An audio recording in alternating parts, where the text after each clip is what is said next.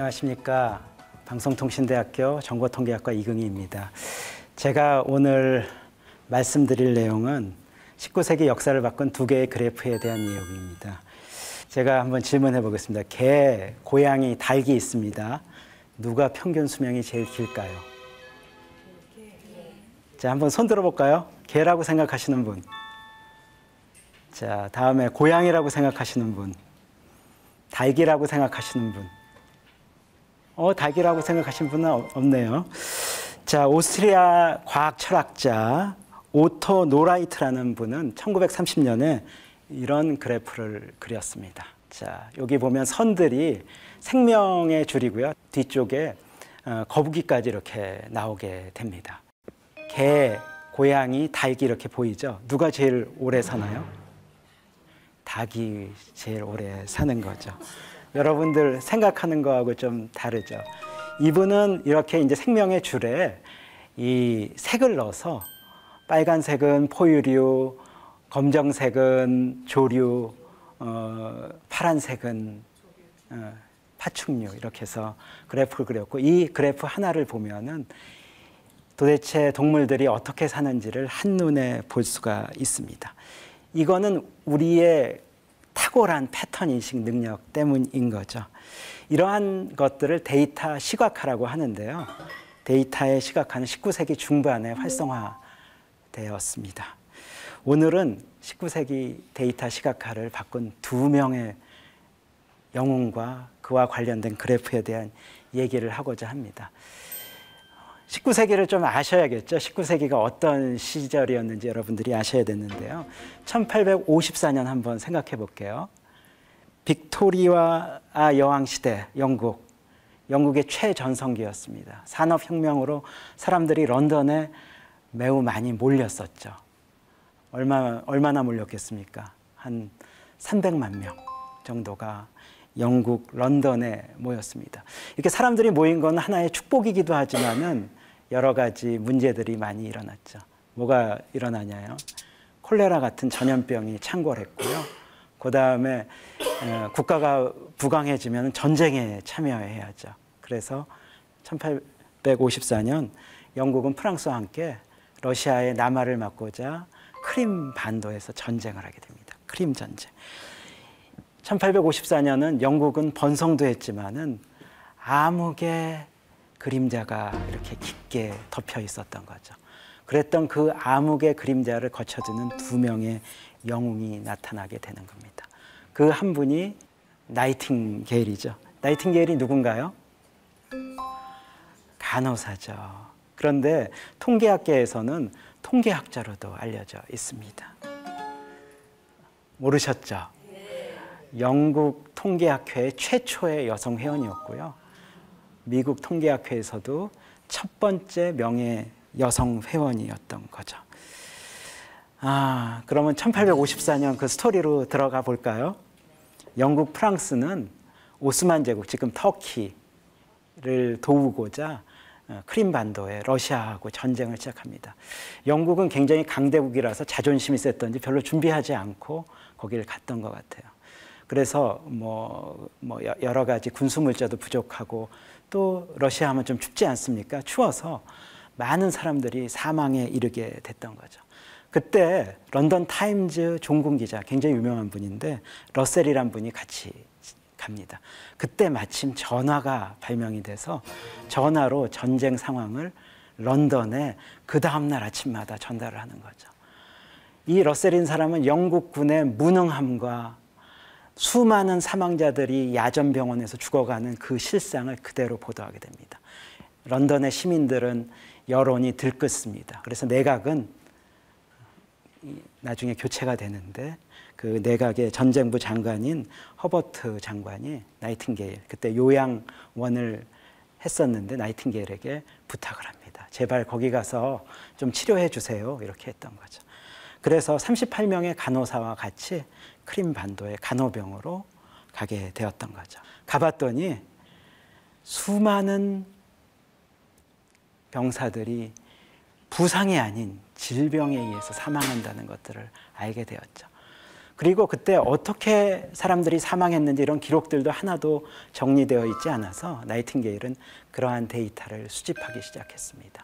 어떻게 이 사람들이 죽었고 어떤 원인으로 사망했는지를 정리를 했고 장미도표를 그리게 된 거죠. 저 큰 부분이 1854년 4월부터 1555년 3월까지의 1년간의 그래프이고 그 다음 것들이 그 다음의 그래프입니다. 하나하나가 한 달씩인데 저기 파란색 보이는 거가 질병에 의한 사망자인 거고요. 저기 빨간색으로 보이는 것들이 전쟁의 부상에 의한 사망자, 검정색은 기타입니다. 보면 어때요? 부상에 의해서 사망한 게 아니라 거기서 감염돼서 사망하는 거예요, 다. 아주 지저분한 병실에서. 그 다음에 나이팅게일이 노력을 한 결과 어떻게 됐습니까? 사망자 수가 급격히 줄었다는 것들을 볼 수가 있습니다. 그래서 사망률이 40%를 훌쩍 넘었던 사망률이 2%로 떨어지게 된 거죠. 이 소식을 러셀이 전하면서 나이팅게일은 일약 영국의 대영웅이 되는 거죠. 그래서 귀국을 해서 영국의 군인의 병원을 개선하는 작업들을 합니다. 그래서 영국의 군대의 병원들이 깨끗해지는 병원, 우리가 요즘의 병원들로 가게 되는 거였고요. 또 하나는 뭐였어요? 간호학교를 세우게 됐습니다. 사실 그때 간호사의 직위는 굉장히 낮았었는데 그 이후로 간호사의 직위들이 굉장히 높아지고 현재 같은 위치로 되었던 거죠. 나이팅게일은 한 명 한 명을 간호한 것들이 아니라 데이터를 모으고 그래프를 그려서 정책을 바꾸고 병영 문화, 그다음에 병원의 문화들을 획기적으로 바꾼 탁월한 행정가였던 겁니다. 그 시대에 또 한 명의 영웅이 나타납니다. 존 스노우라는 분인데요. 이분은 의사입니다. 그 빅토리아 여왕이 출산할 때 마취 의사로 활동했다고 합니다. 런던 상황으로 한번 가볼까요? 런던에 300만 명 산다고 그랬죠. 그 당시에 뭘로 왔다 갔다 했을까요? 마차를 탔죠. 그리고 우유도 짜먹고 그랬습니다. 사람들은 마차와 소를, 말과 소를 집에서 키웠습니다. 런던에서. 그런데 말이 배설물이 얼만큼 되겠어요? 하루에 20kg 이상, 20kg에서 30kg의 배설물이 생깁니다. 소도 마찬가지죠. 그래서 집집마다 웅덩이를 팠어요. 웅덩이를 파고 거기에다 배설물을 냈습니다. 영국은 무슨 도시였어요? 악취의 도시였어요. 온 동네가 악취에 있어서 관공서가 악취 때문에 쉬기도 했습니다. 콜레라가 주기적으로 발병이 했어요. 그래서 뭐 수만 명씩 죽었죠. 1854년 그 해, 암울했던 그 해 여름에 콜레라가 런던 빈민가 소호에서 발병을 했습니다.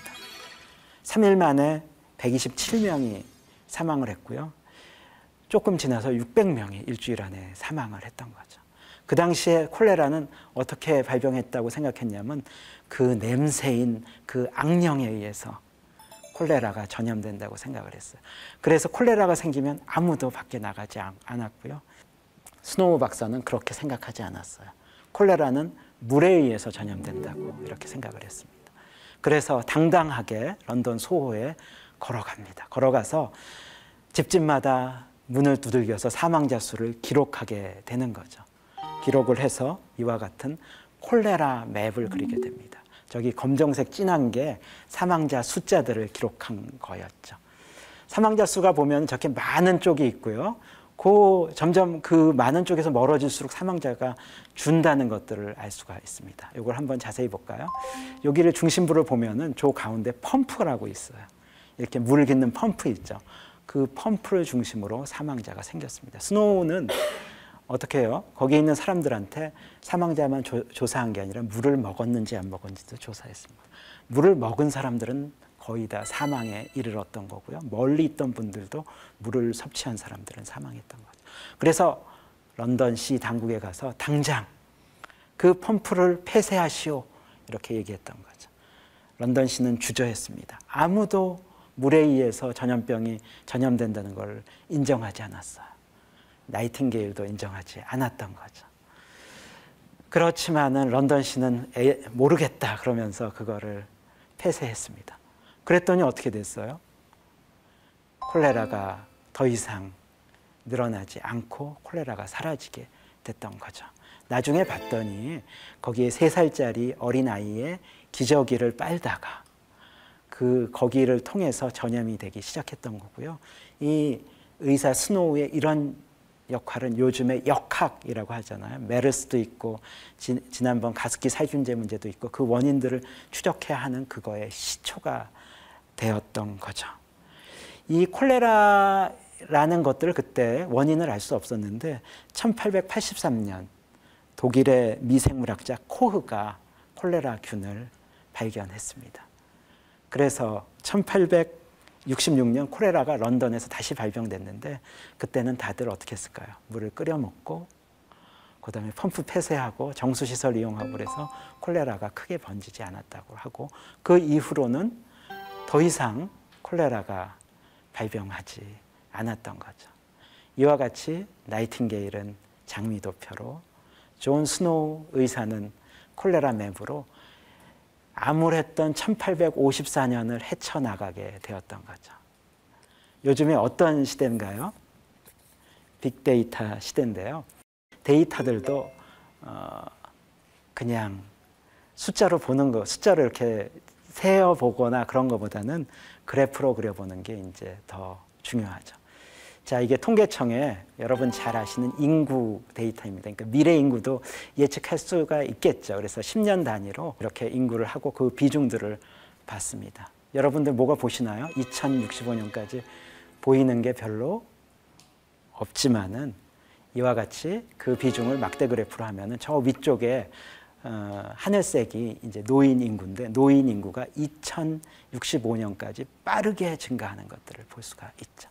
표보다는 이와 같은 그래프가 더 인상적인 결과들을 나타나게 됩니다. 자, 우리가 이제 데이터에는 이러한 숫자만 있는 게 아니고요. 요즘에는 어떤 글자, 책, 동영상, 사진도 다 데이터입니다. 디지털화돼서 데이터로 정리하게 됩니다. 1963년 8월 23일 마틴 루터 킹 목사는 노예 해방 100주년 기념으로 행진을 하기 위해서 워싱턴 광장에서 연설을 합니다. 아주 유명한 I have a dream, 우리에겐 꿈이 있습니다 라는, 나에게는 꿈이 있다는 이런 글이죠. 저 영문 글인데 읽어보면 굉장히 감명이 있었는데 지나면 아무 생각이 나지 않습니다. 그렇지만은 이것들을 빈도수로 정리해보면 이와 같은 결과가 나오는 거죠. 여기 보시면은 뭐가 나와요? 자유, 꿈, 미래, 그날, 종 이런 것들이 나타나는 거죠. 이 하나의 그래프만 봐도 그때의 생각이 나오는 거죠. 킹 목사가 연설하는 게 보입니다. 맥캔들리스라가 테드 강연에서 이런 얘기를 했어요. 정보로 우거진 밀림을 헤매다가 아름다운 도표와 사랑스러운 데이터 시각화를 만나면 마음이 편해진다고 했습니다. 우거진 밀림에서 쉼터를 만나는 느낌이라고 합니다. 여러분도 데이터를 가지고 아름다운 그래프를 그려보지 않겠습니까? 그러면 여러분들도 나이팅게일이나 스노우처럼 세상을 바꾸는 그런 그래프가 될지도 모르겠습니다. 이것으로 마치겠습니다. 감사합니다.